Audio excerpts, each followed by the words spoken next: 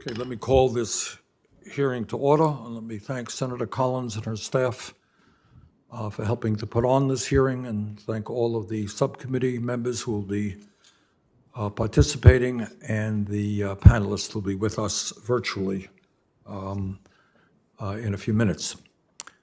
There is an interesting debate among the people of this country about which powerful special interest has the most clout on Capitol Hill.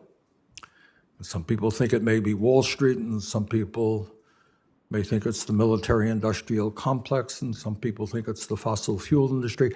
I myself may be wrong, but I would give the nod to the pharmaceutical industry, an industry which charges the American people by far the highest prices in the world for prescription drugs, and has managed to create a situation where they can raise their prices to any level they want any day of the week.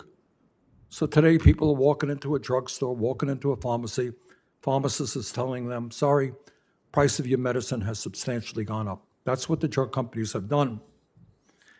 Drug companies are an industry which year after year make huge profits, and they pay their CEOs incredibly large compensation packages. It is an industry which is significantly responsible for the fact that in the United States we pay the highest prices in the world for health care, almost double what any other country pays. It is an industry which has an incredibly opaque pricing system, which pays one branch of government, which charges one branch of government a very different price than it charges another for the same drug. Same exact drug, Medicare will pay a price, Medicaid will pay a price, Veterans Administration will pay a price, community health centers will pay a different price, all for the same exact drug. And that's true for hospitals, for nursing homes, and for individuals. Very hard to know what they are charging anybody else.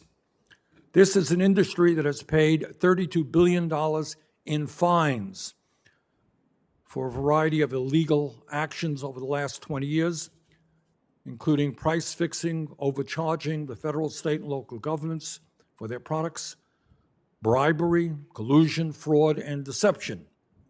And yet this is an industry which keeps going on its merry way, virtually untouchable year after year after year. Now, how did they get away with that? And it is not hard to understand. During the last 23 years, the drug companies have spent $7.6 billion on lobbyists, $7.6 billion over the last 23 years, including the former leadership of the Democratic and Republican parties. They have more than 1,500 lobbyists here in Washington. There are 435 members of the House and Senate. They have 1,500 lobbyists here in Washington, as well as lobbyists in virtually every state capital in this country. Since 1990, they have spent nearly $730 million on campaign contributions, which have gone to many, many hundreds of members of Congress in both political parties.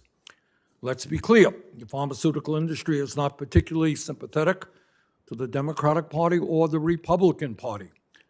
They try to buy both parties. In fact, I think it's fair to say that it is not Congress which regulates the drug companies, but the drug companies which regulate Congress. And that has got to change. Congress finally, after years and years and years of talk, finally has got to summon up the courage to take on the drug companies and lower prescription drug prices in America. That is what the American people want, and that is what we need to do. Last year, 1 out of 5 Americans cannot afford to buy the medicine prescribed by their doctor. How crazy is that? Walking into a doctor's office, getting a diagnosis, getting a prescription drug, but you can't afford to fill it. Meanwhile, while Americans are dying or getting sicker than they should because they cannot afford the medications they need, 9 large drug companies made over $58 billion in profits last year. $58 billion in profits, 9 companies, while just 6 pharmaceutical industry CEOs made $564 million in total compensation over the past 3 years. Not too shabby. Every day in my office, and I'm sure every congressional office, we hear stories from Americans unable to afford the prescription drugs they need. Today, we will hear from Ms. Elia Spates from Derby, Vermont, who will tell us how the outrageously high price of insulin in America has impacted her life. And of course, she is not alone. In 2018, 1 out of every 4 Americans with type 1 diabetes were forced to ration insulin because they could not afford it. You believe that? 1 out of 4 Americans with diabetes forced to ration insulin. Let's be clear, insulin is not a new drug. It was invented nearly 100 years ago by Canadian scientists who sold the patent rights for insulin for just $3 because they believed it should be accessible to everyone who needed it. And yet over the past decade, the price of insulin has gone up by over 300%. Yet, 50 miles from my home in Vermont, you can purchase insulin in Canada at about 1/10 the price that we pay in this country. And let's be clear, prescription drug prices in Canada are also high compared to other countries around the world. According to a recent study by RAND, a standard unit of insulin costs $98 in the United States, $12 in Canada, $11 in Germany, $9 in France, $7.52 in the UK, and $6.94 in Australia. And it's not just insulin. A 1-month prescription of Entocort to treat Crohn's disease cost $830 in the US, $81 in Canada. 1 asthma inhaler, Flovin Discus, costs $242 in the US, $27 in Canada.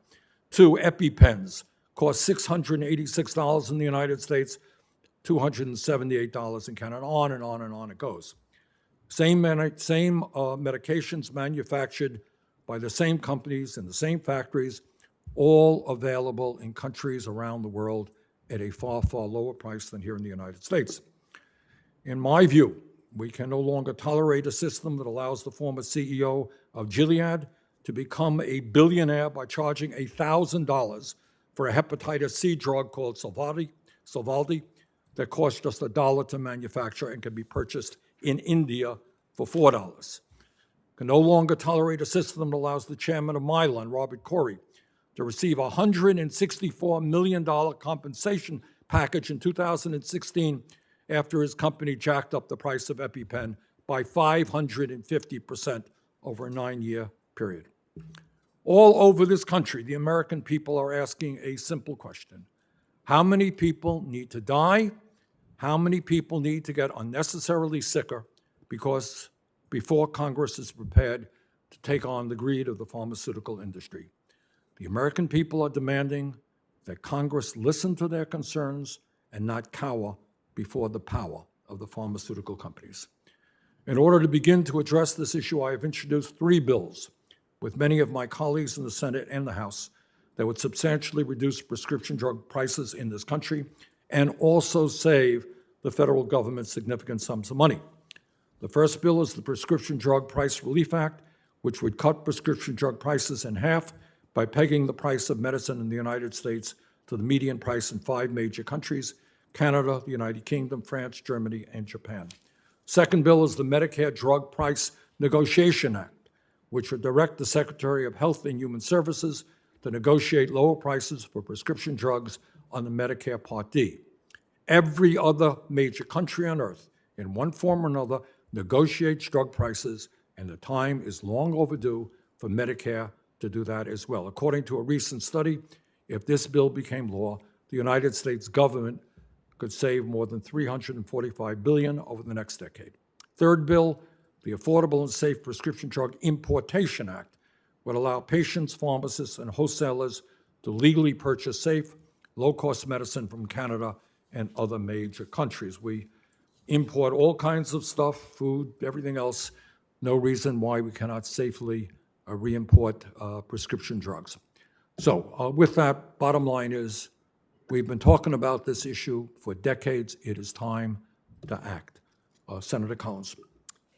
Thank you, Mr. Chairman, for holding our very first subcommittee hearing on an issue where I hope that Democrats and Republicans can find common ground, and that is improving the affordability of prescription drugs. When a doctor prescribes a needed medication, an insurmountable barrier to taking it should not be its cost. More than half of Americans, an overwhelming majority of our seniors, take at least one prescription drug each month.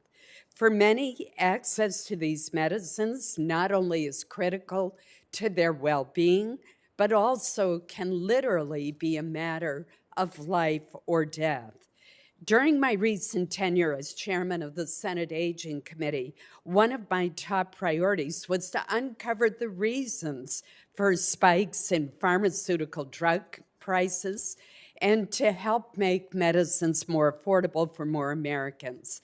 I led a bipartisan investigation with then Senator Claire McCaskill of Missouri on sudden price spikes of off-patent drugs and the manipulation of the market by people like the infamous Martin Shkreli.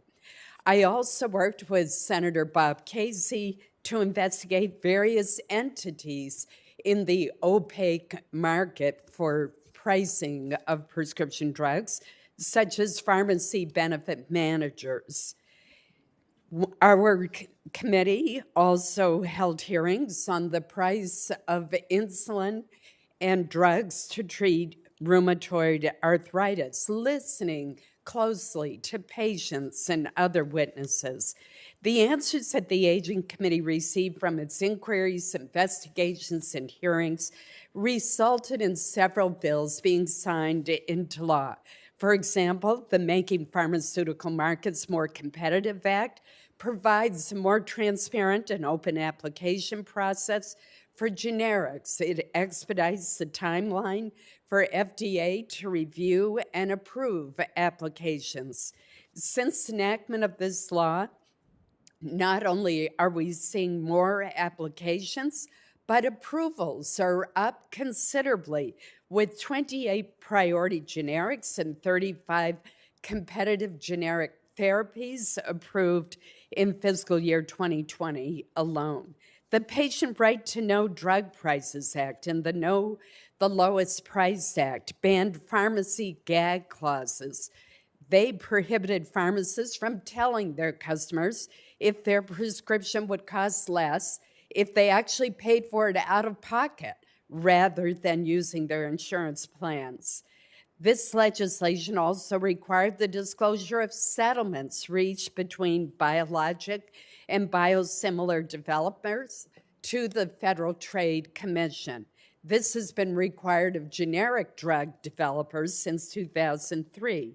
At the end of 2019, Congress passed legislation that will improve and streamline the FDA approval process for new forms of insulin, which should usher in more competition into a category that has seen huge and unwarranted price increases. And at an Aging Committee hearing on the cost of insulin in 2018, a father from New Gloucester, Maine, testified that insulin for his 13-year-old son with type 1 had tripled in price, forcing him to purchase from Canada at a lower cost, very similar to what the chairman has described. The cost of insulin is among the most prominent examples, and I'm grateful that a constituent of the chairman is here today to share her own story. As co-chairs of the Senate Diabetes Caucus, which I founded in 1998, Senator Jeanne Shaheen and I introduced legislation in the last Congress to create a new pricing model for insulin, which, as the chairman pointed out, was first isolated a century ago in Canada, and yet has soared in price in recent years. Recently, we have seen some nascent steps on insulin affordability. More than 1,700 Part D and Medicare Advantage plans have agreed to cap monthly copays for insulin at $35 this year. Additionally, manufacturers are adding more affordable options, such as Eli Lilly's $35 copay program, which has been available during the pandemic. These are good first steps, but I hope we can do much more. Another focus area is biosimilar competition. Later this spring, along with my colleague, Senator Tim Kaine, I will reintroduce the Biologic Patent Transparency Act to prevent drug manufacturers from gaming the patent system. Time is money when it comes to abusing the patent system to thwart competition. There are reports that AbbVie, the manufacturer of Humira, filed 247 patent applications for this drug and won patents that could have protected the medicine for up to 39 years from any competition from a biosimilar. In fact, the price of Humira in the United States increased by an additional 6.2% in January of 2019 to offset price reductions from biosimilar competition overseas. Mr. Chairman, in the last Congress, 3 committees, the Health Committee, the Finance Committee, and the Judiciary Committee, all advanced bipartisan bills to reform our broken drug pricing system. I was a co-sponsor of the Grassley-Wyden bill in the last Congress, as were several members of this subcommittee. HHS Secretary Becerra and I spoke about drug prices at length during his nomination process. Let's bring this bill to the Senate floor as separate legislation so that we can have full and open debate and amendment to come up with the best solutions. We want new medicines to reach consumers and for pharmaceutical companies that invest in the research and take the risks necessary to develop these drugs to see a fair return on their investment.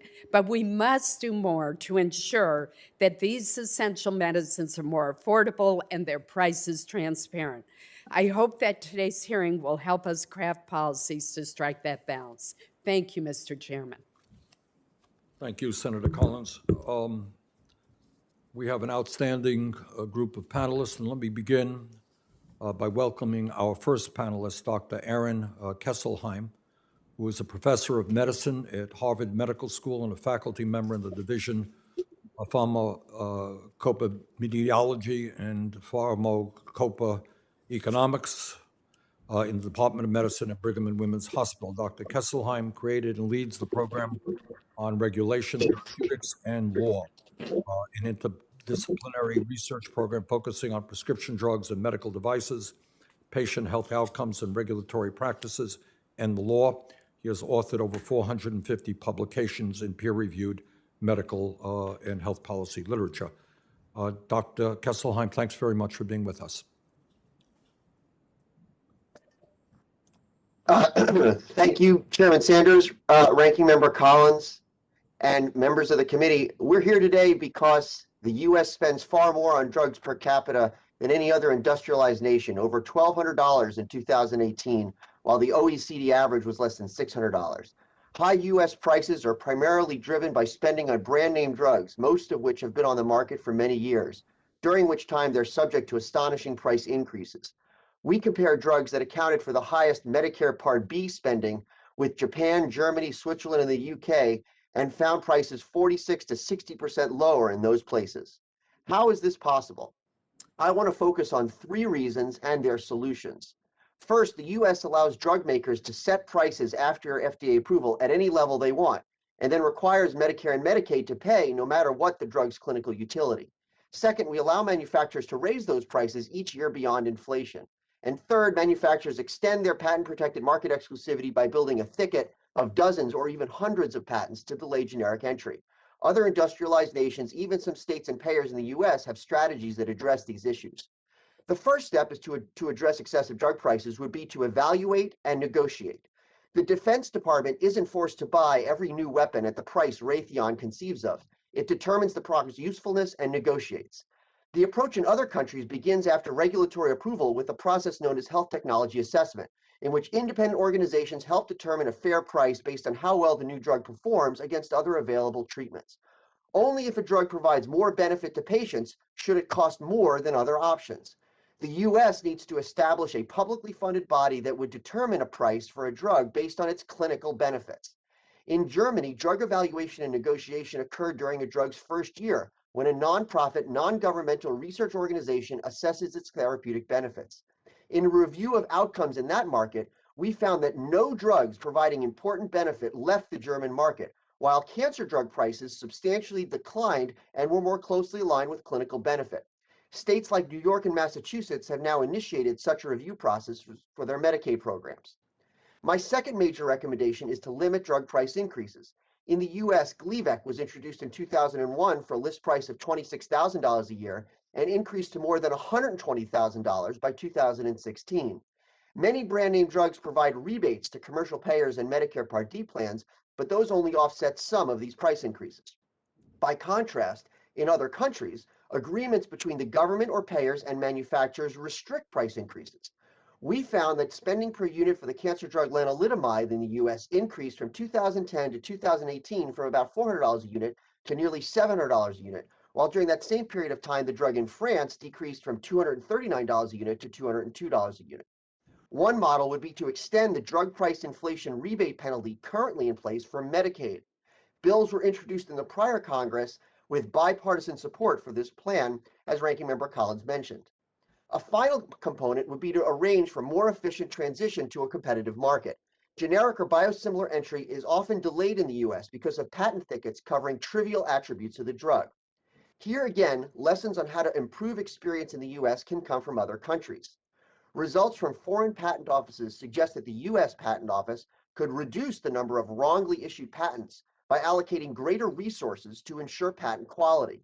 In addition, we could leverage the Patent Trial Appeals Board set up by the 2001 America Invents Act to weed out invalid patents before they get caught up in litigation by reviewing patents listed by the FDA. So there is my prescription, informed by successful policy initiatives in other countries and US states. Independent therapeutic evaluation leading to price negotiation, limits on price increases, and efficient generic entry at the end of market exclusivity. The industry may contend that any drug pricing reform will reduce innovation, but meaningful innovation need not decline. Large pharmaceutical manufacturers invest only about 10 to 20% of their revenues in R&D. To ensure new therapeutic insights, we must augment support of the NIH, since transformative drug innovation often emerges from publicly funded research and development, as it recently did for COVID-19 treatments and vaccines. In reality, these policies are likely to actually improve meaningful innovation. In the last decade, only 1/3 of new drugs in the US were rated by one of these international independent organizations as having even moderate therapeutic benefit. If drug prices more adequately reflected the clinical benefits that they offer to patients, this would incentivize more meaningful pharmaceutical innovation, and there would be less investment in making trivial changes to existing products and more investment in meeting unmet medical needs. Generous rewards would still be provided for creating important new medicines. Most importantly, with the changes I've proposed, policymakers can rest assured that more patients will be able to access these vital products at an affordable price. Thank you very much. Dr. Kesselheim, thank you very, very much. Our next witness is Dr. Nav Persaud, who is the Canada Research Chair in Health Justice and Associate Professor at the University of Toronto. He's a staff physician and scientist at St. Michael's Hospital and Unity Health Toronto, where he provides care to patients and leads studies as part of the MAP Center for Urban Health Solutions. Dr. Persaud, thanks so much for being with us. Thank you and good morning. In Canada, per capita drug spending is $879 versus over $1,200 in the United States. Per capita spending is about 40% higher in the United States, largely because of the regulation of patented drug prices by the Canadian Patented Medicines Prices Review Board. Posted prices for patented medicines are approximately 3 times lower in Canada. The Patented Medicines Prices Review Board is slated in July to drop the United States from its list of comparator countries used to set price ceilings because prices are shockingly high in the United States compared with other high-income countries, including the United Kingdom. The marketing of a raft of patented medicines during the 1990s boosted per capita spending disproportionately in the United States. The large rise in drug spending during the 1990s was partially due to patented opioid products such as OxyContin that was illegally marketed by Purdue Pharma on the lie that these medicines were safer and less expensive alternatives.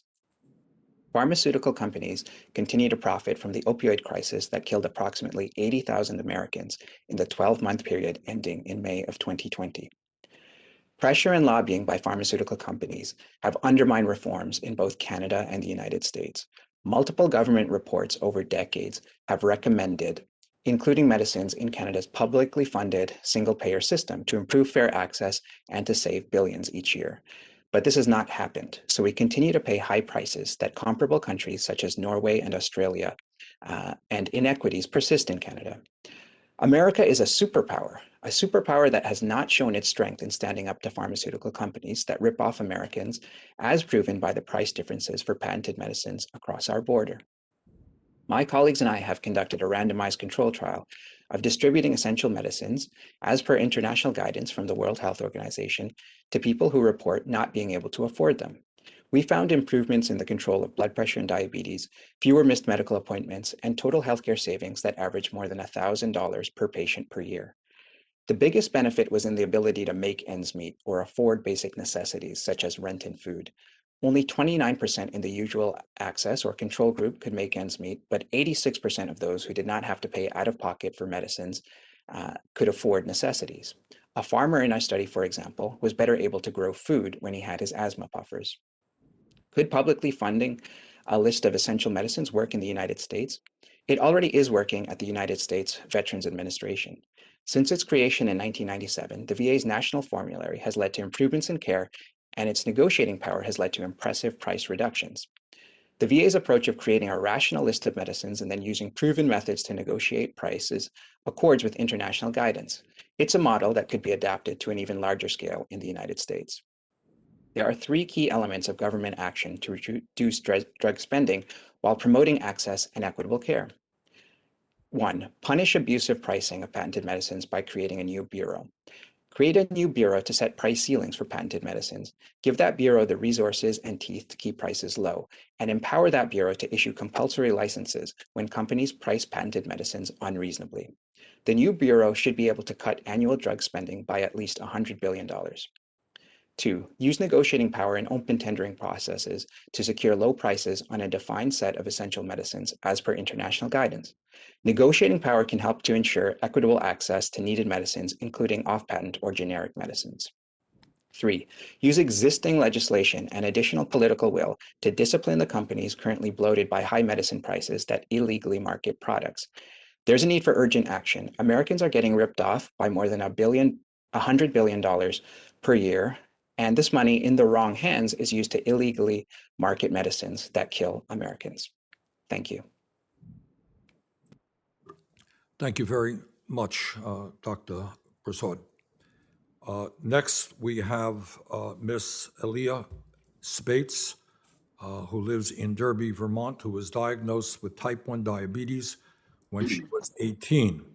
Her struggles to manage the disease and the associated costs have transformed her into an advocate for lower drug prices and better health care. Ms. Spates, thanks so much for being with us. Thank you. My name is Elia Spates. I was diagnosed with type 1 diabetes 23 years ago, and quickly my parents and I got a crash course in the world of insurance and the serious expense of diabetes. The insulin that I take now costs over $2,000 out of pocket per month. The rise that I have seen in this price in the last 23 years is astronomical. In fact, from 2002 to 2013, the cost of insulin tripled. When you pay over $800 per month for an individual in insurance premiums and pay an additional $2,000 per month until your deductible is met, your family starts to feel a financial pinch. The only way you see to cut back on the spending is to cut back on the insulin. Before you know it, your diabetes is out of control, your blood sugars swing dramatically, seizures happen, and you are even found unresponsive. It's time to treat the disease seriously. The financial side of diabetes is as much or more a burden as the disease itself. I am certainly not the only diabetic out there who has rationed insulin to help fend off a steadily accumulating debt. In fact, 45% of diabetics at one time or another will compromise their care to cut their costs. However, what is happening is that those who are not as fortunate as I land themselves in the hospital in traumatic circumstances and may even die. 7.5 million Americans rely on insulin. 1.5 million of those are type 1 diabetics. A few years ago, my doctor suggested going to Canada. I live just 4 miles from the Canadian border, so this was logical. Until you give it just 1 ounce of thought. I pay over $10,000 a year in insurance premiums so that I can go buy my insulin in another country and it doesn't count toward my deductible. It is completely asinine to think that I would go to another country to buy inexpensive medication and yet pay for a healthcare plan in my own country that is only compounding my diabetic problems. Twice I have arrived at the pharmacy to pick up medication that had been prescribed by my doctor, and both times I was told that my insurance company was no longer going to cover that brand without prior authorization. However, they were happy to cover another suggested brand that was biosimilar but not bioequivalent.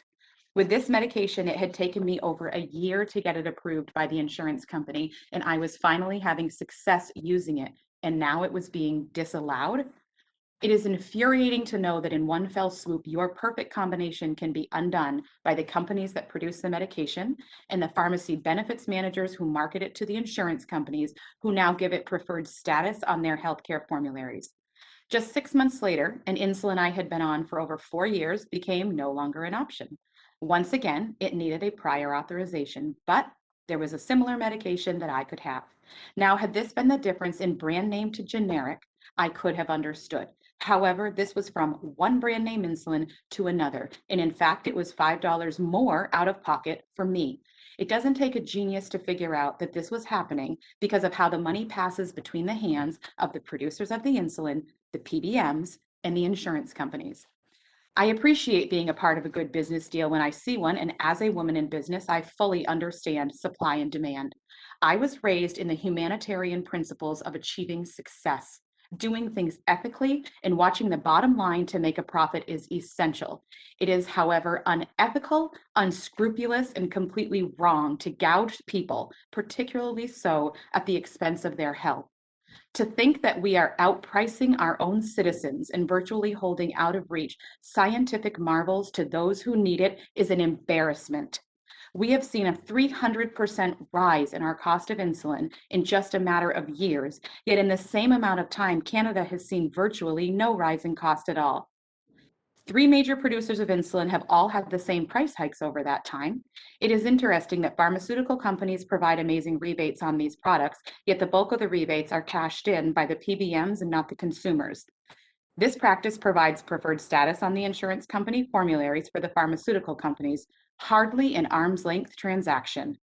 Rebates alone have risen from 2% in 2013 to 56% in 2018. 100 years after the invention of insulin, there are of course generic insulins out there which have been formulated. My understanding is that they sit on a dark and dusty shelf in the back of the room titled Pay for Delay. This is that devious little plan in which big pharma companies pay off the generic companies to delay the release of their product.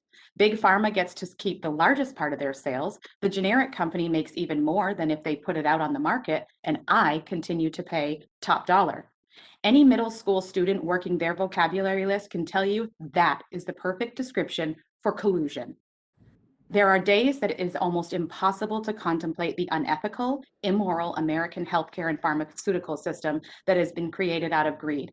I have to believe that those who perpetuate it probably haven't been burned by it. It is more than likely that they don't feel the initial pressure of the extreme insurance premiums because they don't have to pay them. Those participating probably don't drop thousands in deductibles either. And I am certain that they aren't showing up at the pharmacy counter to find out that the medication that had finally put them in good health is now not allowed because their insurance company has a different option for them, one not discussed with them or their doctor. Those perpetuating this travesty are probably also benefiting from some of Big Pharma's slice of the financial pie. So when we ask the question, why does the US pay the highest price in the world for prescription drugs? The answer should really be given by our elementary school children because it is that simple. It is simply because of greed. We are fooling ourselves and the citizens of this country by behaving like we don't know why we pay more. We all know. The question just becomes, who is going to fix it? Who is going to put themselves out there? Who is going to take the high road and not the handout? Who is going to say lives are at stake here and for once put yourself in those shoes and do what you would want done for you, your parents, your wife, your brother, your son, your daughter? This is a bipartisan issue. Make it one. Do what's right, do it quickly, and then sleep well at night knowing you chose to help the people who, by voting, entrusted you with their well-being. Thank you. Ms. Spates, thank you very much for your remarks. Our last panelist is Mr. Alex Brill, who is a resident fellow with the American Enterprise Institute, the public policy think tank in Washington, D.C. Previously, he served as chief economist and policy director to the House Committee on Ways and Means and on the staff of the White House Council of Economic Advisors. Mr. Brill has an MA in mathematical finance from Boston University and a BA in economics from Tufts University. Mr. Brill, thank you very much for being with us.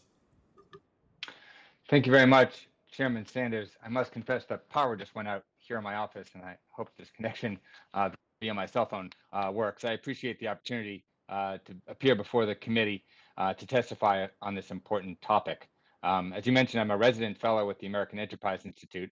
My written testimony has been submitted to the committee for the record. It offers 3 broad observations and a series of policy recommendations, which I'll briefly summarize. First, perhaps predictably, is the importance of innovation in the pharmaceutical sector. Pharmaceutical innovation plays a critical role in improving health and well-being, and never has that been more important and more evident than today, as multiple highly effective coronavirus vaccines have been brought to the market in short order. These vaccines are the result not only of work that began after March 2020, but of decades of research funded by public and private investment, and of course, extraordinary support by the FDA. Policies to curb U.S. drug costs must ensure adequate reward for future innovation. This is not an endorsement of the status quo, but a recognition, rather, of the importance of new medicines. Second, with respect to drug spending, U.S. prescription drug spending was $368 billion in 2019, nearly 10% of national health expenditures. It's important, however, to note that the drivers of this cost. Biologics are driving much of the increase in national drug spending. In inflation-adjusted per capita terms, biologic drug spending increased from less than $300 to over $400 per capita from the period 2014 to 2018, while traditional small molecule drugs, pills, fell on an inflation-adjusted per capita basis during that same time. Notably, out-of-pocket spending, the patient's costs, as a share of total drug spending has declined significantly over the last 2 decades, from roughly 28% to roughly 14% in 2019.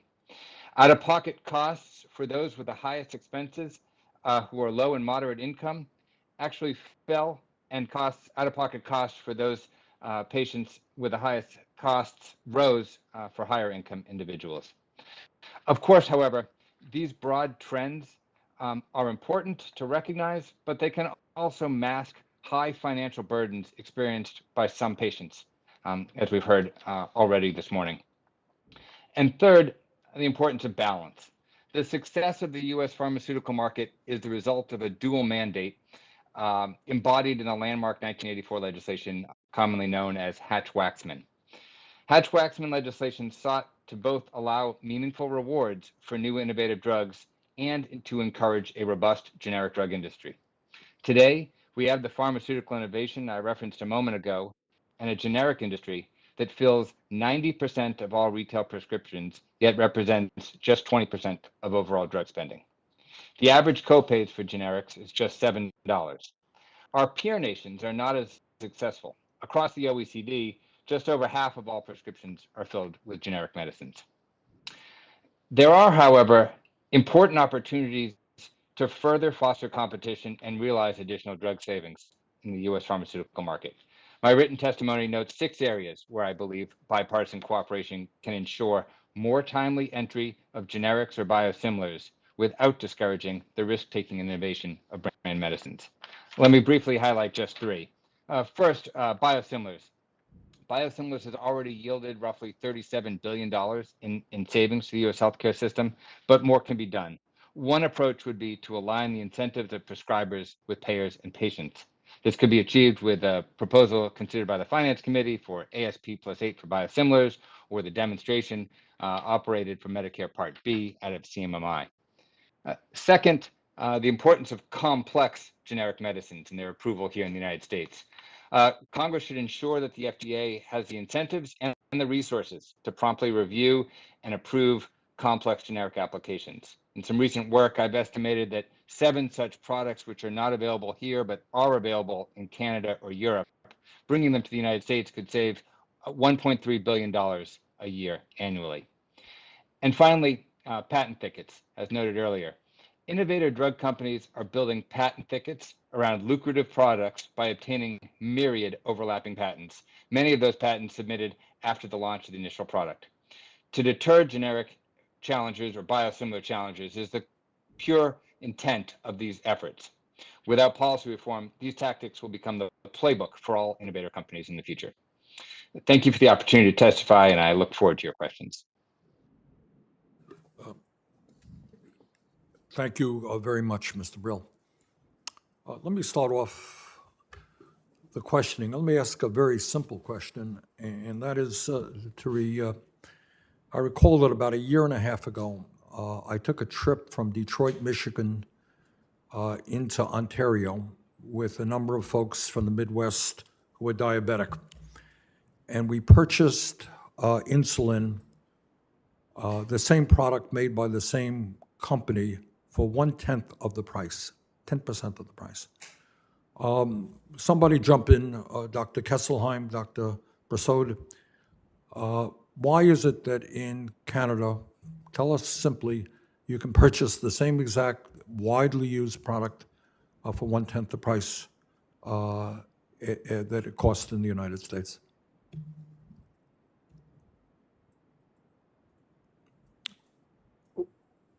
Rob, you're the Canadian.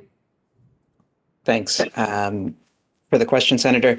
2 reasons. First, patented medicines have their prices regulated in Canada, and because there is not going to be competition, if you want to pay a reasonable price for patented products, you have to regulate the prices. That's what's done in other high-income countries, not just in Canada. Is there any other country, let me interrupt you, I apologize. Is there any other country, major country on earth that does not in one way or another regulate the price of drugs or allow the companies to charge any price they want? Is any other country other than the United States that allows that? No. Okay. Dr. Kesselheim, did you want to jump in on that? Sure. No, there is no other country that does that. We are unique in the world in allowing the pharmaceutical company to charge whatever price they want. And as a result, the only intervention in the U.S. market that actually lowers prices is the availability of interchangeable generics, which unfortunately for insulin, we don't have any. And as a result, prices have not fallen because there's no pressure, no market pressure, no government pressure, no pressure at all on the pharmaceutical companies that sell insulin to lower their prices to the same extent that there is in Canada. All right, let me ask the doctors another question. It is estimated that 1 out of 4 Americans cannot afford the prescription drugs their doctors prescribe. What does this mean for the health of the American people? If I'm sick and I go to a doctor and the doctor writes a script for me and I can't fill it, what impact does that have on health in the United States? I think it has a critically important impact. There are numerous studies showing that the high price of drugs can lead to non-adherence, which is when patients don't fill their prescription or they extend their prescription or use less of the medicine in ways that ultimately are harmful to them. And some studies led by people in our group here at the Division of Pharmacoepidemiology show that when people are prescribed higher cost medicines instead of equally effective lower cost medicines, that can lead to worse patient outcomes. So it is truly something that is problematic for patients and something that we can fix. Let me ask you this, and I think, Dr. Persaud, you may have done a study on this.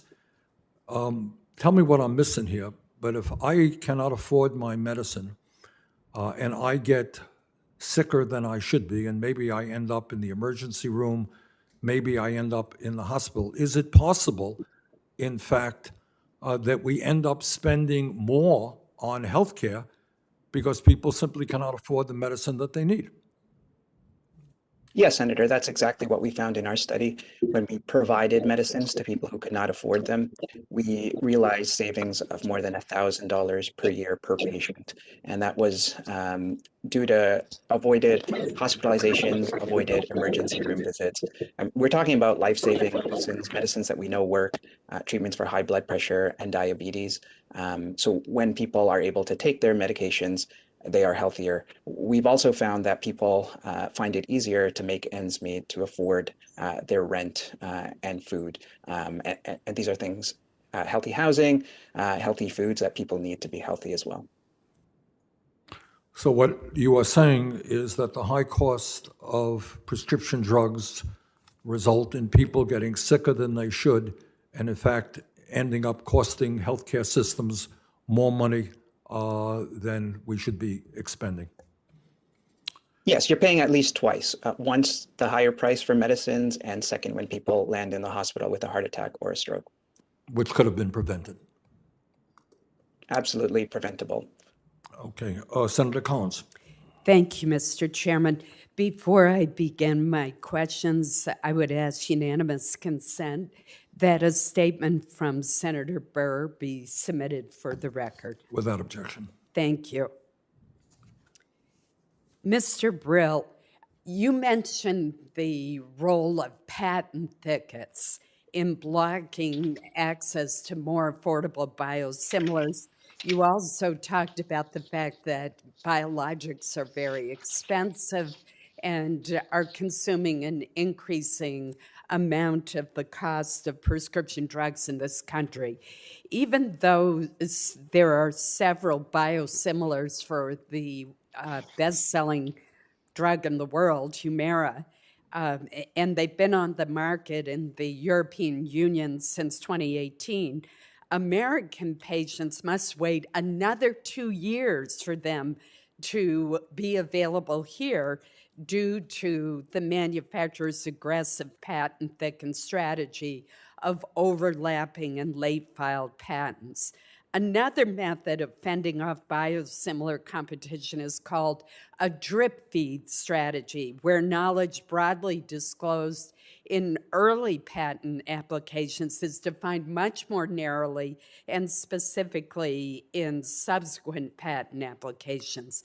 And AbbVie is using this strategy for a cancer drug that it has. How should Congress ensure that we are recognizing innovative science versus rewarding an innovative legal strategy that is simply designed to block more affordable competitors by gaming the patent system? Thank you, Senator, for your question. The issue of patent thickets and related patenting strategies employed by some innovator companies is, I think, should be very concerning to policymakers. I think we're in the early innings of what will become an evolving set of tools that many innovator drug companies may engage with to protect their assets. And this runs completely counter to the objectives of competition for biosimilars or for other innovative products. We have these pathways through the FDA to create and foster generic competition, biosimilar competition, and the patent system is getting in the way. I know that you have introduced in the past legislation with Senator Kaine, Senator Cornyn, and Senator Blumenthal also have legislation focused on addressing these issues, finding ways to protect core patents and appropriate patents, but to block or prevent the ability of innovators to stack patents on top of each other and create undue, unnecessary, excessive monopoly powers for their products. Thank you. I think this is an area that cries out for reform. Dr. Kesselheim, the Veterans Administration has some authority to negotiate favorable pricing and deeper discounts. But we also hear complaints that they have a national formulary, and we get complaints in my state offices from veterans who need drugs that are not available on that formulary. So how do we come up, if we move to a broader use of negotiation by the federal government, while still ensuring that there is patient choice of medications, that their physicians can still prescribe and they can get reimbursed under the terms of their insurance for the medications that are best suited for them? Thank you, Senator Collins. It's a great question and an important one. And I think that the principles that I was outlining are really a principle of evaluating the effectiveness of drugs and negotiating on that basis, and not necessarily about restricting access to the products, but providing coverage to products that are extremely effective, and not providing the same level of coverage to products that don't offer additional benefits. And so that's the model that some states have used, like New York and Massachusetts are starting to employ to try to negotiate prices better for their Medicaid programs. It just involves evaluating the utility of a drug as compared to standard of care, and then paying for the drug if it offers more, but not providing the same level of coverage if it doesn't offer any additional benefits. And those organizations have found substantial success thus far in implementing that kind of a model. Thank you, Mr. Chairman. Thank you, Senator Collins. Senator Casey. Mr. Chairman, thank you for having this hearing today. I want to commend you for having the hearing, and you and the ranking member for doing this. Because when so many of us go home and talk to our constituents, one of several big bags of rocks on the shoulders of American families is the cost of prescription drugs. We hear it all the time. Everyone does, no matter where you're from. And the other bags of rocks on their back or their shoulder are the cost of child care or higher education or healthcare generally. So we have an obligation to act, and I've heard it from folks all across Pennsylvania. Just by way of one quick example, a constituent of mine, Barbara Sissick, she's from Rural Ridge, Pennsylvania. She testified before a committee, an aging committee hearing that Senator Collins chaired in 2019. Barbara pays as much as $500 per month for multiple medications to manage bleeding ulcers, high blood pressure, and more. So people like Barbara, so many like her across the country, expect us to take action. So I've supported, and I know this is true of a number of senators, legislation to take steps in the right direction. Whether it's the legislation to allow Medicare to use its purchasing power to negotiate prescription drug prices, or whether it's legislation like Senator Sanders has to allow for the importation of prescription drugs from countries like Canada that have similar regulations in place to ensure that drugs are safe and effective. I also have legislation I've authored to expand low-income protections for seniors and people with disabilities to make sure they can afford Medicare premiums and out-of-pocket costs. So with regard, and I'll direct my question to Dr. Persaud, with regard to Senator Sanders' legislation for drug importation, allowing Americans to purchase drugs from Canada, from countries like Canada that have comparable regulations in place. I'd ask you this simple question, Doctor. Can you tell us and give us an answer to the following question? Do you believe the prescription drugs sold in Canada are safe and effective? Thank you, Senator. Yes, they're safe and effective, and they're the type of medicines that America, the superpower, should be able to negotiate reasonable prices for. Canada is a relatively small country, population around 37 million, and the United States can implement measures to regulate prices of patented medicines and negotiate prices for other medicines. Between Canada and the United States, there's only one superpower, and really it should be Canada hiding behind the United States when it takes on pharmaceutical companies. And Doctor, one follow-up to that, just in terms of the types of controls in place, the policies in place that Canadian authorities have to make sure that prescription drugs are safe and effective for consumers. If you could just walk through that in summary fashion. Sure. So first of all, Health Canada regulates every product here. Health Canada has the power to inspect facilities, including overseas facilities where many medications consumed in Canada are produced. Standards would be similar to countries like the United States, similar to other high-income countries like the United Kingdom and countries in Europe. Doctor, thanks very much. Thanks, Mr. Chairman. Thank you, Senator Casey. Senator Murkowski. Thank you, Mr. Chairman. Thank you for this very important hearing. This is going to be a question to Dr. Kesselheim. And this stems from a story that we had heard from a constituent in Wasilla, not too far north from Fairbanks, but they have indicated that they've been paying $633 for a 3-month supply of her inhaler. The price of the inhaler increased in January for the 3rd year in a row.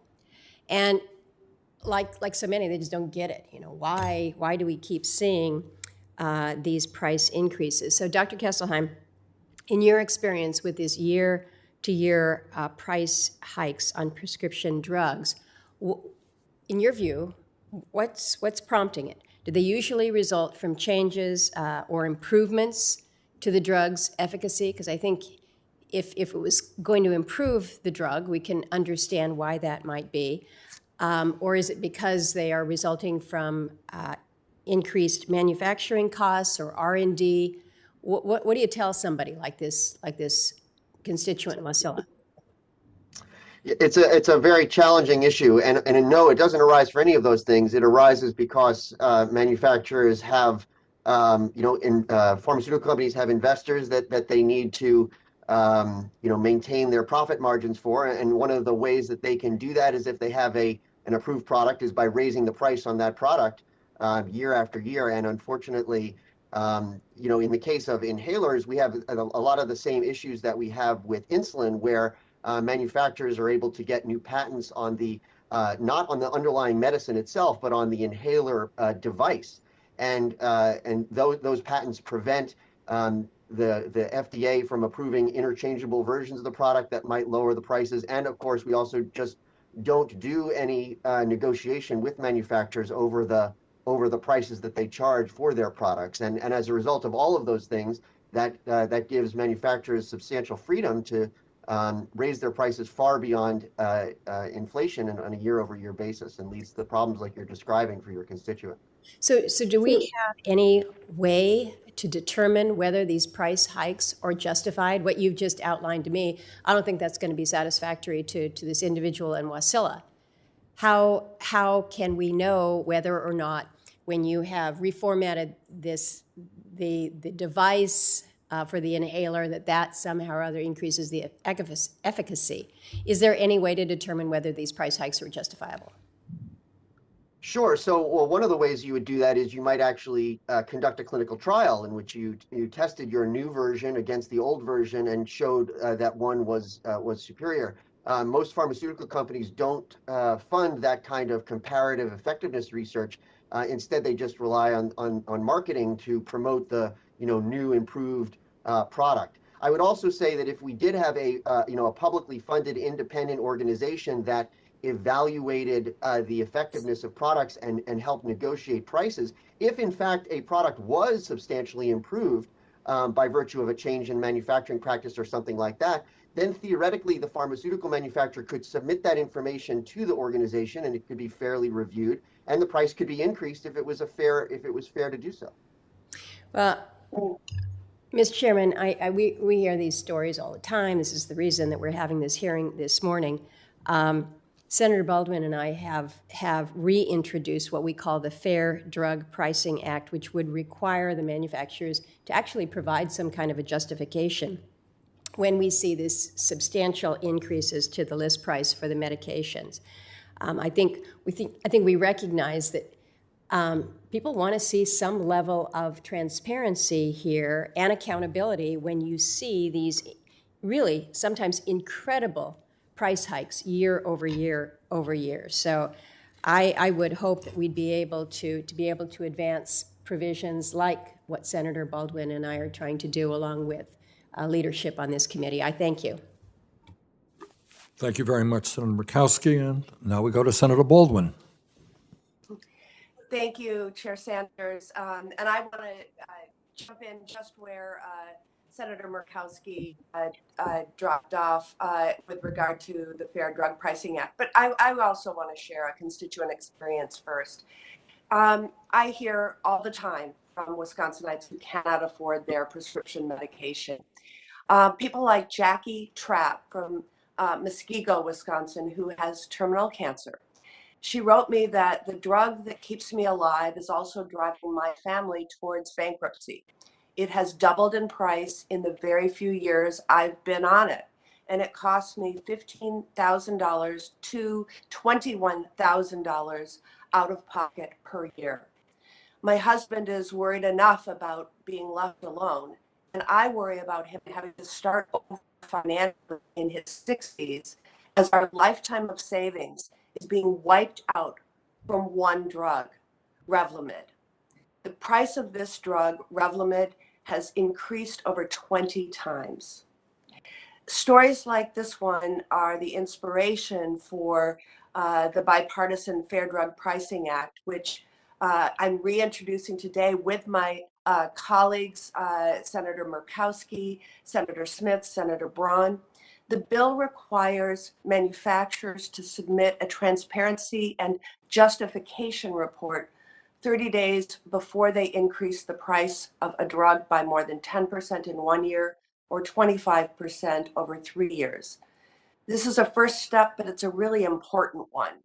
For the first time, it gives taxpayers and patients advance notice of price increases, but it brings basic transparency to the market for prescription drugs. Dr. Kesselheim, why is it important to require manufacturers to publicly justify their price increases, including by accounting for things like research and development costs, net profits attributed to the drug, and marketing and advertising spending? And what is the impact of transparency requirements when it comes to the list prices of medications? Thank you, Senator. So I would say that one of the reasons it's important to require companies to disclose this information to a board or some other means is, first of all, to give them the incentive to actually generate information that would justify the price increase. Right now, pharmaceutical companies can raise prices without any justification and without doing any research. And if you require some kind of disclosure, you could actually incentivize companies to generate high quality research information that could then help guide physician and patient choices, could provide more usefulness. I think another to helping guide prescribing practices. And I guess another thing that such a measure could do would be to actually dissuade companies from making those from increasing prices when they don't have that information, or when they don't have a justification, or if they don't want to provide insight into their marketing budgets.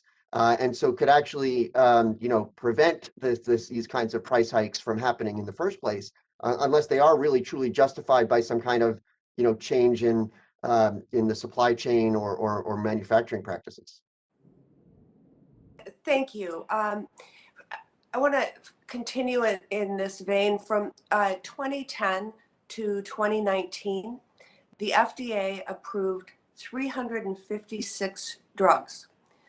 Recent research from Bentley University finds that NIH funding contributed to every single new drug approved, at a cost to the taxpayer of roughly $230 billion. In spite of this contribution, the NIH is listed on only 27 of those patents. This suggests that while taxpayers provide funding for the bulk of the early stage research, they do not get patent protections supposedly secured by the Bayh-Dole Act. In essence, American taxpayers are paying the highest prices in the world for drugs that they already paid to help develop. Dr. Kesselheim, are American taxpayers getting a fair deal for this research investment? And how should we be looking at and examining and accounting for the taxpayer contributions? And what could this mean ultimately for drug prices if we got it right? Well, I mean, I think that Americans are getting advantages when the products that are developed by public funding end up leading to important new treatments, like as we saw the COVID-19 vaccines or other transformative drugs. Research from our group has shown that by far transformative drugs are much more likely to come out of public funding and NIH resources. So I mean, I think what this shows is that first of all, it shows the limitations of the patent system as a way of assigning credit for where products come from, because you can't get a patent until you are at the much more closer to the final stages of cost of development. And even for those drugs, though, we don't end up providing a lot of recognition of the public's support for those products in the prices that patients provide, and as a result, some people argue that patients are paying twice for the drugs, first in the research leading up to their discovery, and then second in the super high prices that we pay because we don't have any control over the prices in the U.S. market. I yield back, Mr. Chairman.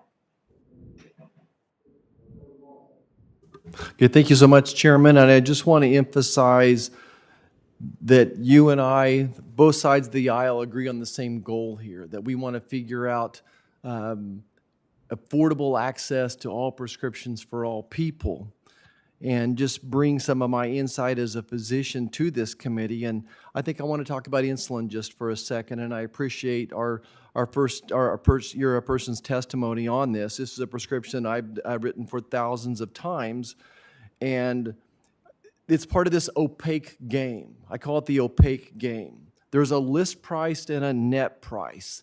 The list price of insulin has gone up thousands of times %. And that's what the out-of-pocket is based upon. So the person that testified today, the Medicare patient, whoever, they're paying out-of-pocket based on the list price. But the net price, in many instances, has gone down since 2007.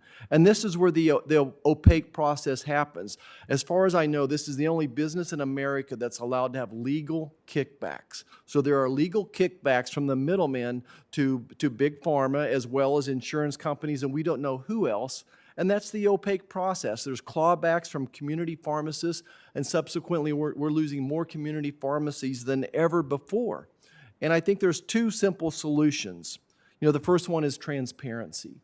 I think if my parents, 83 years of age, living in the home that I grew up in, who balance their checkbook every day, don't have a credit card, if they would see where those kickbacks are going, they would raise Cain. And I think that all of Congress could see that. And I think the second step is to eliminate kickbacks, that these kickbacks have to stop and all rebates should go to the patient. So those are the two solutions I hope we could agree to work upon. I want to turn and talk about innovation, though, how innovation is important as well. That I think that of all the top 10 drugs that are in the world today over the last 4 or 5 years were all discovered, made here in America. But I think this goes to my point on process. Benadryl inhalers is another great example. One of our folks talked about that. Benadryl inhalers, something I've written thousands of prescriptions for. And about 5-6 years ago, I was writing a prescription, and it was an OB patient, so she came back in a week and said, Dr. Marshall, I think you gave the wrong prescription. It went from $28 to $168. And I said, oh, no, that's a generic. Your pharmacist must have made a mistake. Let me pick up the phone and call and talk to him. And sure enough, what we found out is the EPA had decided all the dispensers but one were not environmentally friendly. It gave one person control of that entire market. And I said, well, certainly someone will break onto the world scene here and make a new dispensing unit. But I found out it would take 5 to 10 years and $1 billion perhaps to get that certified. So there's multiple opportunities here to improve that process. And I know that some of my colleagues have legislation that would do that as well. I really think it's important that we protect innovation, and my question is going to go to Mr. Brill on this.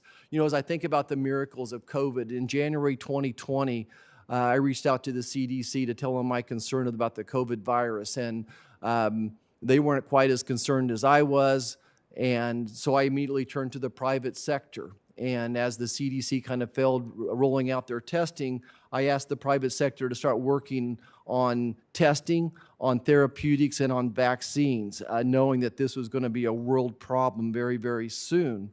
And thanks to those folks, a miracle, occurred, and we were able to develop a vaccine in months. What typically takes 5 or 10 years, they did in months. We implemented many processes that were improved, the FDA process of approval, that I think that should be looked at long-term as well. So anyway, I think there's this balance between innovation, encouraging innovation, and not stifling it with government price controls versus not allowing innovation to occur. So, Mr. Brill, let me just give you a second here to kind of speak about balancing this innovation and the cost of medicines and price controls. What would price controls do to innovation in America? Thank you, Senator, for your question. Obviously, policymakers are interested in both of these objectives, both ensuring new and innovative medicines, and the vaccines that are becoming more and more available every day are the clearest example of that. And this science was developed over years, public and private investments together.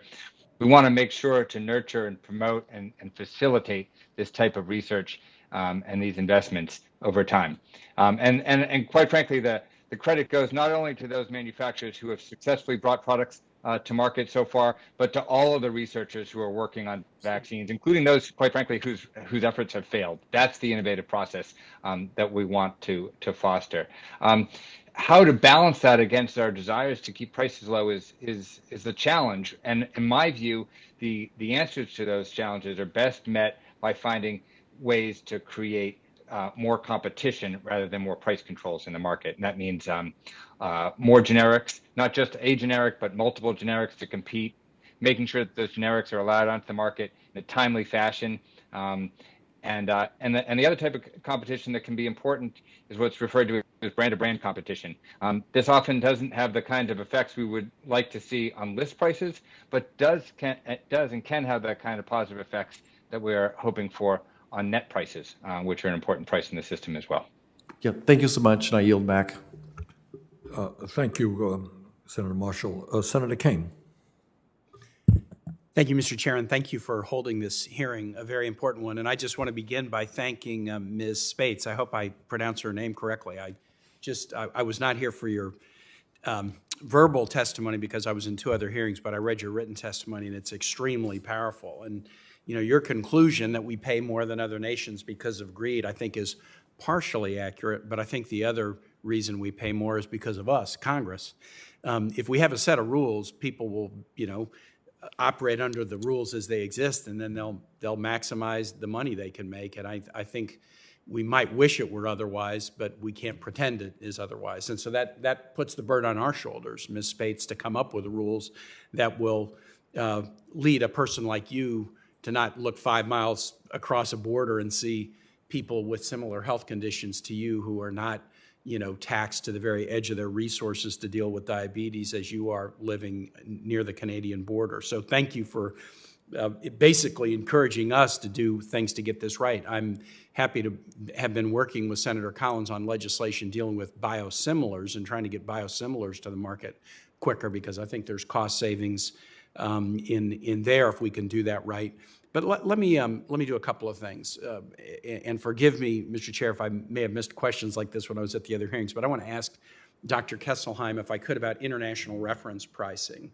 I raised with the previous administration the notion that we pay so much more than other nations do, and many nations in negotiating for pricing of prescription drugs use international benchmarks as a basis of negotiation. I actually thought that was one of the things that the Trump administration attempted to do that I thought was a really good idea. We don't have to pay the same price that a third world nation does. I understand the notion of discounting pricing to nations with a lot of poor people so that they can have access to medicines. But when we pay dramatically more than other developed nations, I think the international reference pricing idea is a good one. Dr. Kesselheim, could that be helpful as part of a broader pharmaceutical price reduction strategy? Certainly, Senator Kane. Certainly, Senator Kane. I think that when you engage in international reference pricing, what you're doing is you're looking at other countries and asking what are the prices that they're paying for the exact same drug that you're paying for. And in many cases, what those countries are doing is they are assessing the clinical benefits of the drug and determining what a fair price should be. And so really, when you're doing international reference pricing, you're doing the exact same thing that I recommended we do up front, which is evaluate and negotiate, except we would just not be doing it. We would be relying on other countries doing it and then piggybacking on the conclusions that they made. So I think that international reference pricing might be a good fallback and maybe a good way of setting parameters. But I really think that the U.S. Could and should be able to make those same kinds of assessments and negotiations ourselves. And Dr. Kesselheim, it interests me as I see pharmaceutical companies oppose this, because to me, the notion of international reference pricing is kind of like capitalism. Why wouldn't we want to negotiate? I mean, why wouldn't we want to look at the prices that others are paying and try to negotiate? I was a lawyer, and for years, you'd negotiate a provision in a contract that if you offer a lower price to somebody else, I get it too. I mean, that just seems to be basic bargaining 101. Why wouldn't the U.S. Engage in basic negotiating tactics in the way that other countries do? I think you're absolutely right that they should do that, and the U.S. should, given the fact that it's such a large market, should be able to leverage the size of its market to be able to get lower prices. I think that actually that raises an interesting point, and another concern that I have about international reference pricing, which is that pharmaceutical companies often give other countries secret discounts on top of their list prices. So the list price that we see in another country might not actually be the real price that country pays. So we would be international reference pricing off of maybe not exactly the actual price for the product, again, which suggests that while international reference pricing is a good model, what we really should be doing is doing those same kinds of evaluation and negotiation here in the U.S. And then while we're on the negotiation topic, I'm sure this has already been raised, but I've just always been struck by the fact that the U.S. does not negotiate for prescription drug pricing under Medicare Part D, but we do allow the VA to negotiate prices of prescription drugs. How much might we save in Medicare Part D if the Medicare program was able to use the same negotiation strategy that the VA uses? Great question, and we've done a number of studies actually led by Will Feldman in our group to look at what that difference might be. And he found, in looking at the insulin prices, for example, that Medicare could save billions of dollars each year if Medicare was able to negotiate and use its leverage in the same way that the VA is able to do that. And that would be billions of dollars for in the federal treasury for deficit relief or whatever else we want to do, but it would also be substantial consumer savings, wouldn't it? And that's just one drug for 1 year. And so if you imagine how much that would be for all of the drugs that have been on the market for multiple years and have reached really high prices. And yes, that would then also translate to improved consumer savings and lower prices for lower healthcare premiums, which might translate to higher wages, and I think it would affect the entire economy. Thank you, Mr. Chair. Thank you, Senator Kane. Senator Cassidy. Hello, folks. Mr. Brill, the Orphan Drug Act was supposed to, I'm sorry, I got a glare behind me. The Orphan Drug Act was supposed to incent and has incented the development of drugs for people for conditions which are of a low prevalence. But we know that some drugs would start off for those with a low prevalence, end up, by the way, you're getting a tour of my kitchen. So anyway, they end up for other conditions, but the same high price and exclusivity for the orphan drug then translates over to the more common condition. What thoughts do you have about how we can address that? We want the orphan drug benefit, but we also don't want this kind of arbitrage where it then introduces a higher price than it should be for something else. Thank you, Senator Cassidy. As you may know, I think 7 out of the top 10 drugs being sold in the United States today were granted orphan drug exclusivities. And as you mentioned, the underlying principle here is desirable. There are rare diseases for which there may be underinvestment in R&D for products to treat those conditions. And some existing medicines may help in those smaller patient populations. However, the current structure creates this very strong incentive to pursue orphan drug designation and thereby extending the monopoly power across the sales of all drugs. Policymakers need to think about this in sort of in careful balance, and what is the appropriate amount of incentive to provide manufacturers and researchers to make sure that they know if their products are effective in small populations without extending the monopolies for over a large. Mr. Brill, I know that, man. I need some legislation. So what's my legislation going to read? How do we thread that needle? Well, the actual solution, I would say that we want to think about the standards for which those exclusivities are granted. It shouldn't be just for investigations, but for meaningful progress and meaningful treatment in those. And we could think about engaging with the FDA and helping to make those determinations so that it's not excessively awarded. Dr. Kesselheim, you had mentioned the federal government negotiating with manufacturers, but this would be basically, in some cases, the United States government would be a purchaser of 99% of the drug produced. Think a prospective Alzheimer's drug. So, so-called monopsony power, a single purchaser. And certain oncolytics would be basically the federal government buying no one else.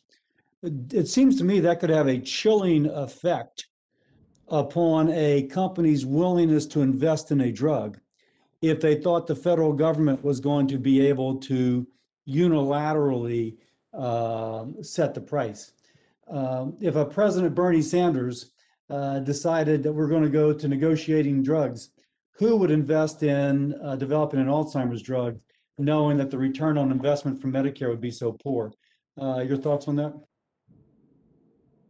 Sure. Thank you, Senator. So I would say, first of all, I would think that, there are certainly a lot of scientists out there, trying to find treatments and effective cures for Alzheimer's disease, a disease that we do not have any effective treatments for. And I think that their work will continue. But I would also say that if we do have a publicly funded but independent board that evaluates new products. Now, that's not my question. My question is in the venture capital and the people that fund that translational research from the bench, the dedicated scientists, to the clinical trial, which so far have been very fruitless and very expensive, but they're expecting a return on investment.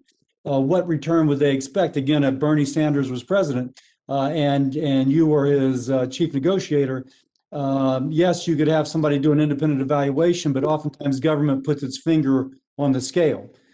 So how do we avoid that trap of squelching innovation when the federal government would be expected to give a very poor return on investment? Well, I don't necessarily think that the federal government would be expected to give a poor return on investment, because if there is a new drug, especially for a condition like Alzheimer's that doesn't have any good treatments, if a new drug was out there and it offered an extremely substantial benefit to patients with Alzheimer's disease, I would think that under this current system, we would pay a lot of money for that drug because it would help reduce so much excess spending on, care. There's a New York Times. I'll dispute a little bit because there's a New York Times article basically saying we should march in on drug companies' technology to make the COVID-19 vaccine. which is to say they've invested so much to put out a vaccine so quickly, but now we're going to force you to share your technology with others. I think there's always going to be this populist impulse to give something away for free. Are you saying that that would not be operative if there was a drug for Alzheimer's? Well, I think that that's true. It does not have to operate. In fact, we see in places like Germany, they are able to negotiate and get prices out on the market and offer prices for which pharmaceutical manufacturers make a substantial profit in that market and be able to come to valid negotiations without having to go to that extreme circumstance of having to march in or do whatever else. I think that there is a lot of opportunity to identify what a evidence-based valid price for a product should be, and that price would provide substantial incentives for investment, because in cases of diseases like Alzheimer's disease, where there's substantial unmet medical need, that price could be quite high, but the system will end up affording the high price for that important new drug, because we're not paying for all of the eighth and ninth products in a for rheumatoid arthritis that don't offer any advantages over what products we already have. And so we'll save money on those ends, and as a result, we'll be able to pay a lot more money for really meaningful new innovation like the kind that you're describing. I yield. Out of time, I'll just finish by saying, one, I think you underestimate a politician's tendency to give things away for free, particularly when they belong to other people. And secondly, the German model has been criticized for having such a restrictive clinical benefit aspect that indeed it's just not fair. But that said, the overall gist of we pay too much for drugs, I'm certainly in agreement with. With that, Mr. Chairman, I yield. Senator Hassan. Well, thank you, Mr. Chair and our ranking member. I want to thank the witnesses for being here today as well, and to Ms. Spates in particular, thank you for true and clear and therefore compelling testimony, and for being willing to talk about your own personal situation. It makes a real difference. Mr. Chairman, I appreciate your work on this issue over the years, including on importation and allowing the federal government to negotiate Medicare drug prices. I believe there's bipartisan support in the Senate for legislation that meaningfully lowers the cost of prescription drugs, and we need to take action this year. I want to ask questions to you, Dr. Kesselheim, following up on Senator Baldwin's line of questioning. Drug companies often try to justify high prices by saying that they use this revenue to fund innovation for future breakthrough medications. And we all support innovations that effectively treat and cure diseases, but we also know that American taxpayers subsidize a significant portion of the research that leads to these innovations. So, Dr. Kesselheim, let's just make clear who makes the majority of investments in the research that leads to breakthrough therapies and treatments for unmet health needs. Is it the drug companies or the American taxpayer? Well, I mean, I think it is. There is usually a combination of factors that go into these kinds of discoveries, and so our studies have shown, and other studies have shown, that a substantial amount of basic and translational science, the vast majority of basic and translational science, is funded by publicly funded systems, and then privately funded entities come in later in the phase in the development process to lead clinical trials and the regulatory approval process. So it is a little bit of a sort of a combination of both forces. But our study. But I'm going to just stop you because I want to get to other questions too. Sure. But it is a substantial amount of this innovation funding comes from the American taxpayer. Yes, and the origins of particular, as you mentioned, the origins of transformative drugs often come from publicly funded sources, even through proof of concept and some clinical testing of them. Okay, so now let's move on to the broader topic here. Drug companies receive taxpayer support at just about every step of their business model, from the time a drug is developed to the time a pharmacy dispenses it to a patient. We are the only country that subsidizes these companies the way we do, yet according to a recent RAND study, we are paying up to 250% more for prescription drugs than countries with similar GDP. Dr. Kesselheim, I want to ask you about some of the tax breaks and subsidies that drug companies receive from American taxpayers. And I have several examples to get through in a limited amount of time, so if you can keep your answers brief, that would be helpful. Drug companies receive billions of dollars in tax credits that subsidize the cost of ads that they run on television, online, and in print. Have these tax credits led to lower drug prices or more innovation for patients? No. Okay, now drug companies also establish charities that promote the drugs that they sell and receive tax deductions when they donate to those charities. A city research report found that every $1 million a drug company donates to these charities can return up to $21 million in increased revenue. Briefly, if you can, Dr. Kesselheim, why are drug companies choosing to put billions of dollars into these charities instead of simply lowering the price of their drugs? Well, those charities can help people who have high out-of-pocket costs and have no other choices but to take that drug. But what, as a result of helping individual patients with their high out-of-pocket costs, drug companies are making a lot of money on the payments that insurance companies make that are behind the scenes and are be able to sustain the high prices so that they can charge high prices for other payers. Right, so they could just lower their prices overall, and that would make a difference for the patients. We do have some transparency, though, through the Medicare Open Payments database into payments drug companies make to prescribers. In 2019, companies gave away $2.3 billion in cash payments, free meals, and speaking fees, an average of over $3,700 to each prescriber who received a payment. And research shows that these payments influence prescribing. Dr. Kesselheim, why are companies choosing to spend billions of dollars each year on payments to prescribers instead of putting the money toward lowering the price of their drugs? Well, those prices actually increase drug prices because they go to encourage physicians to prescribe the high-priced products over lower-priced generic drugs because generic manufacturers don't advertise their products. Well, thank you, Dr. Kesselheim. These are just a few examples of the uniquely American tools that the drug industry has at its disposal, so it should be no surprise that the cost of prescription drugs in America are uniquely high. Thank you again, Mr. Chairman. I look forward to continuing this important work with you and our colleagues. Thank you, Senator Hassan. Senator Rosen. Thank you, Chairman Sanders, Ranking Member Collins, for holding this very important hearing today, and to the witnesses for sharing your perspectives on drug pricing. We have to do some work in this area for sure. But I'd like to continue the talk about innovation and competition and transparency that all of my colleagues have been discussing in some form or fashion, because Nevada is home to a number of smaller pharmaceutical firms. We're developing new drugs, medical devices, to improve lives, not only in our state, but of course across the country.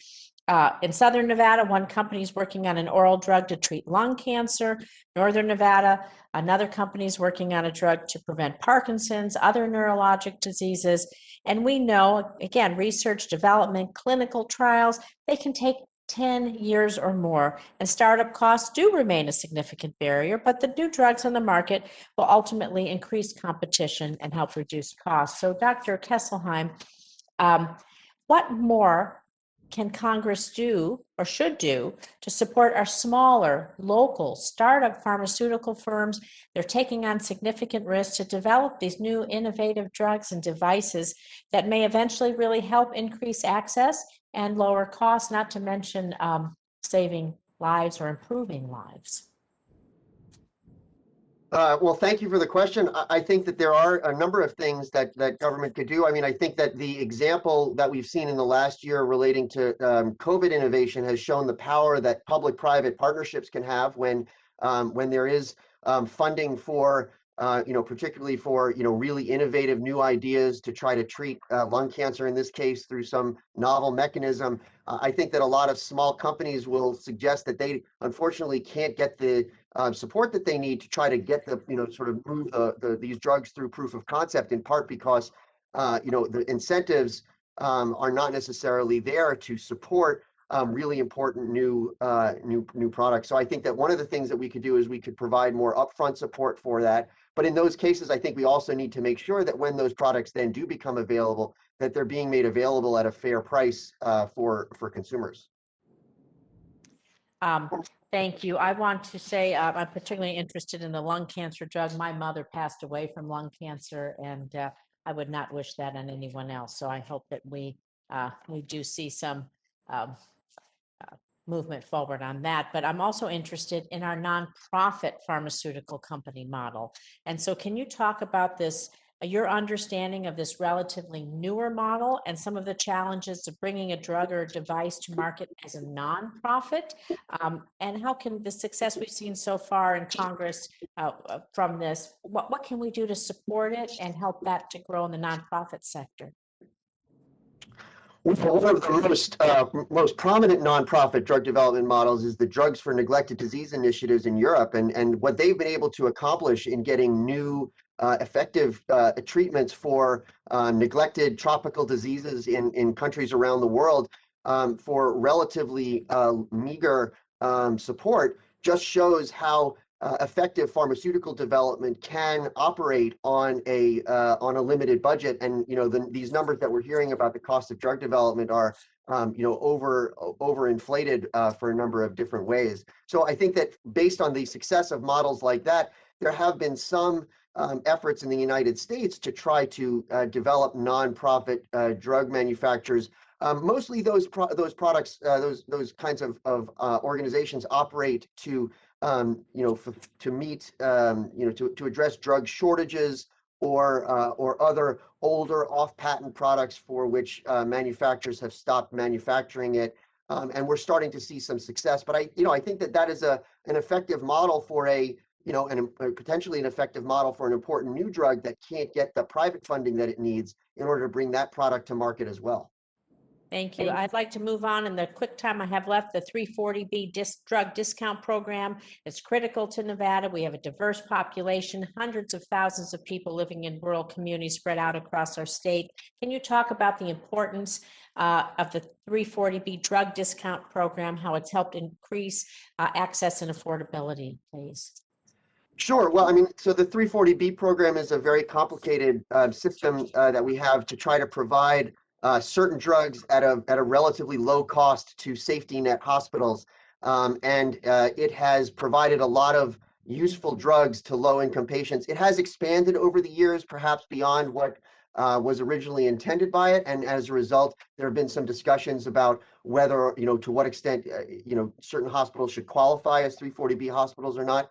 But there's no doubt that 340B pricing is among the best prices that we offer for certain high-cost drugs. Thank you. I really appreciate you being here today. I yield back.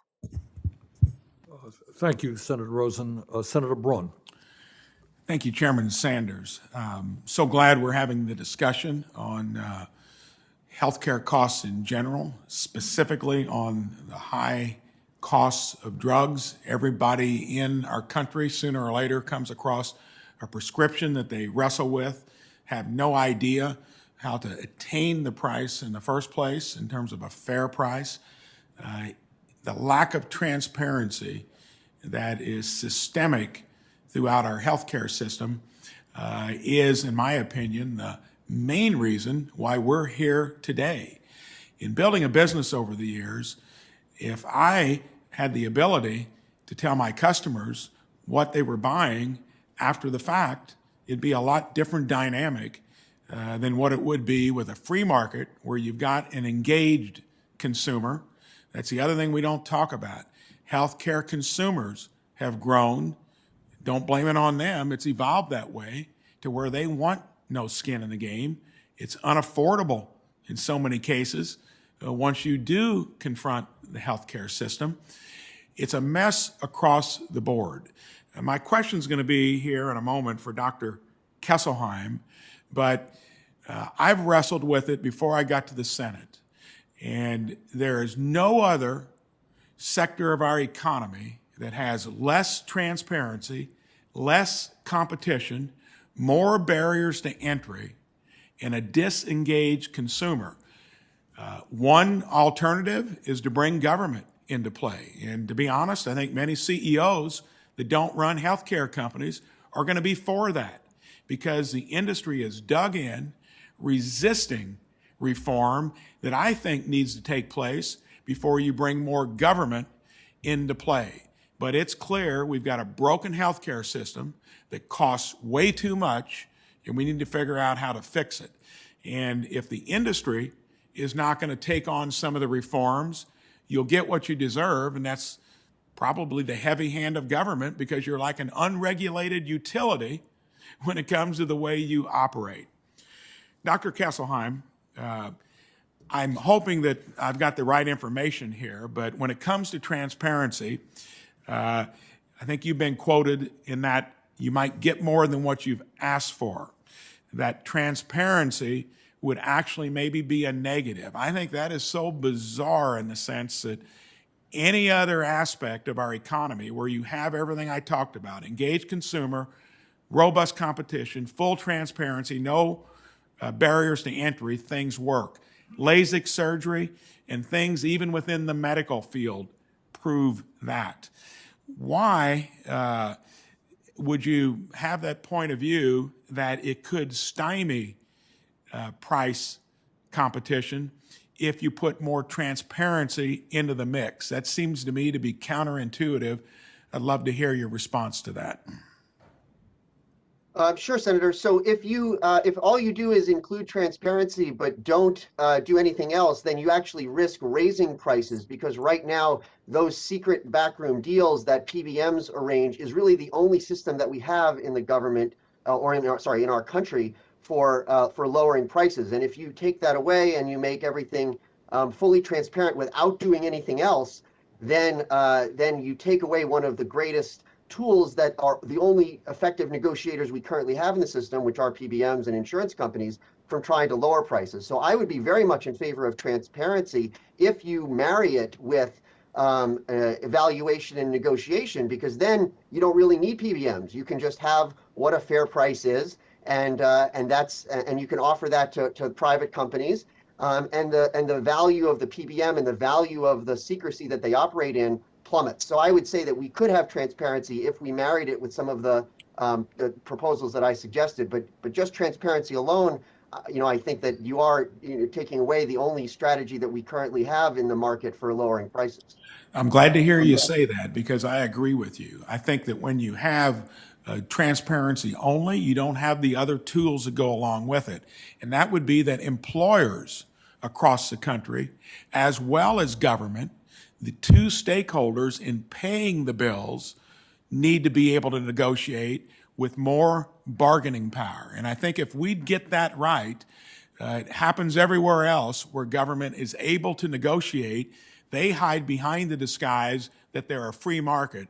They are not a free market until they do the things I said earlier. So I think what you're talking about, including employers getting in the mix, that's how we bring drug prices down, and then maybe prices cascading down across the system of pharma, hospitals, insurance, and even practitioners. Thank you. Thank you, Senator Braun. Senator Murphy. Thank you very much, Mr. Chairman. Thanks, everyone, for this hearing. This is a question to either Dr. Persaud or Dr. Kesselheim. A 2019 study in the Journal of American Medicine Association looked at 15 years of medical marketing in the U.S. and found that there was a 70% increase in healthcare marketing from 1997 to 2016, including a massive increase in direct-to-consumer advertising and promotion to physicians. Clearly, this enormous surge in marketing and advertising provides a benefit to the companies. They wouldn't do it unless it led to the sale of more product.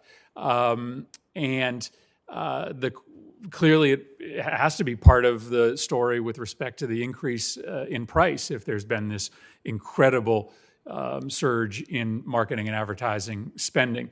But my question is it a benefit to the healthcare system? As physicians, as folks, through your conversations with colleagues, does direct-to-consumer advertising provide the kind of benefit to patients that the companies would have us believe, or is it just a benefit to their bottom line and a contributor to the increase in cost?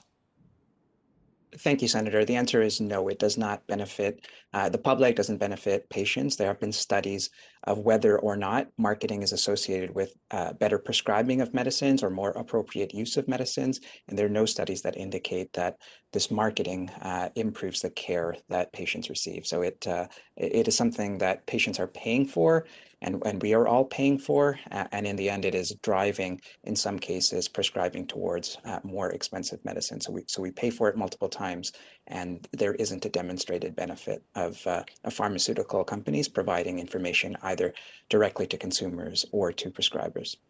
Dr. Kesselheim?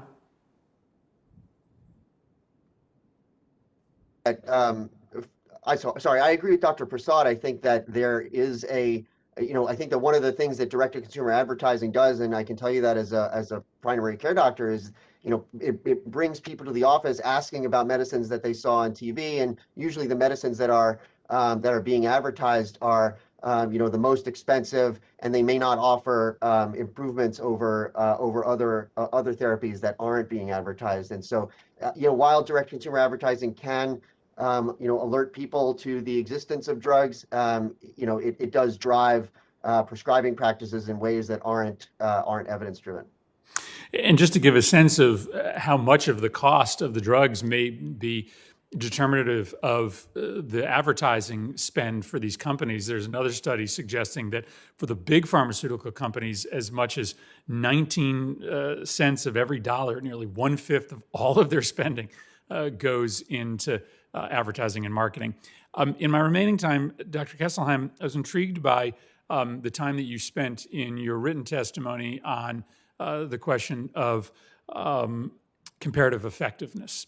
And I wondered if you might sort of give us some suggestions as to how the United States can do a better job of making sure that we are getting a true bang for our buck. Other countries spend a lot more time making sure that they are only paying for drugs that are substantially better than other products that are on the market. This issue is fraught with peril because for many folks, a 5% increase in effectiveness or the promise of a potential 20% increase in effectiveness, they're going to want that. They're not going to want the government deciding whether or not they get access to these drugs. But it's an enormous amount of money that we all pay for when some drugs are only getting tiny incremental increases in quality or effectiveness. What's your recommendation for how we proceed on this topic? Well, Senator, I think this is an extremely important issue, and unfortunately, in the U.S. system, we do not invest nearly enough in doing the type of comparative effectiveness studies that we need in order to determine which drugs are better for which patients. And really, this is the best way to empower patients to make decisions about their care, is to say, look, we've done the studies and we know that this drug works X amount better.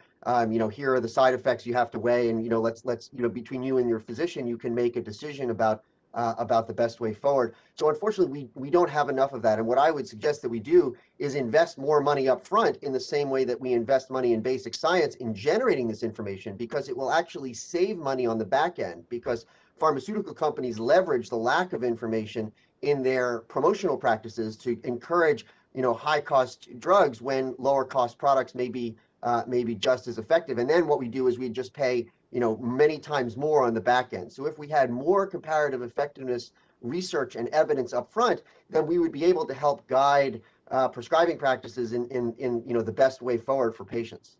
So it doesn't necessarily have to lead to drugs being on or off a formulary, just that information available to prescribers may end up in better care, better practices. Appreciate the answers from both of you. Thank you. Thank you. Thank you, Senator Murphy. I believe that ends our hearing. We have heard from many, many senators, and I want to thank Dr. Kesselheim, Dr. Persaud, Elia Spates, and Alex Brill for their participation as well.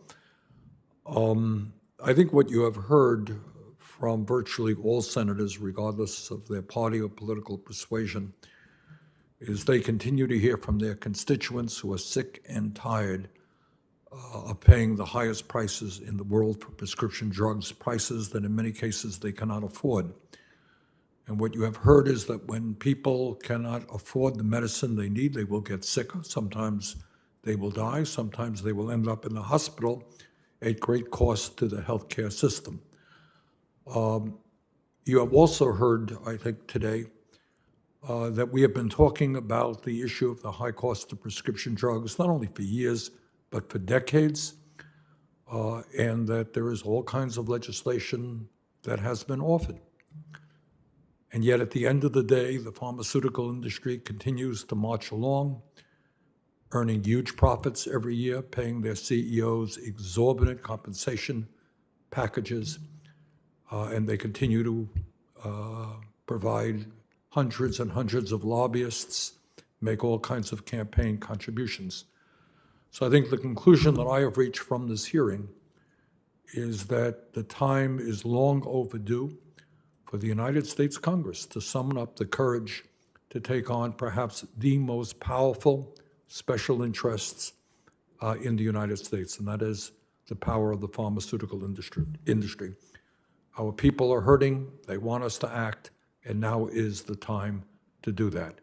So with that, let me conclude this hearing and thank again everybody for participating.